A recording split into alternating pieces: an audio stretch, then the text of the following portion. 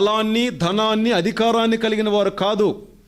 ఈ భూమి మీద పుట్టే ప్రతి మనిషి ఎప్పుడు ధన్యుడవుతాడంటే సృష్టికర్త అయిన దేవుణ్ణి తనకు దేవుడుగా కలిగి ఉంటే అతడు లేదా ఆమె ధన్యులు కాగలరు.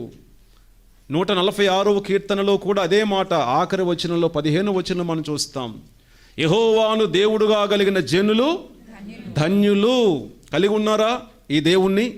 ఇంకా మీరు ప్రభువుని మీ సొంత రక్షకునిగా అంగీకరించకపోతే, మీ హృదయంలోనికి చేర్చుకోకపోతే, ఇంకా మీరు మారు మనసు పొందకపోతే, దేవునికి దూరంగా ఉంటే, మీ హృదయాలు ఒకవేళ దేవునికి దూరంగా ఉంటే, వాక్యం చెబుతుంది ఇదే మిక్కిలి అనుకూల సమయము, నేడే రక్షణ దినం. యేసు ప్రభువుని మీ సొంత రక్షకునిగా అంగీకరించండి. ముఖ్యంగా యవ్వనస్తులు, రక్షణ పొందని వారు, లోకానుసారంగా బ్రతుకుతున్నవారు, శరీరానుసారమైన ఆలోచనలు కలిగి బ్రతుకుతున్న వారికి ప్రభు ఇచ్చిన పిలుపు యేసు ప్రభుని మీ సొంత రక్షకునిగా అంగీకరించాలి.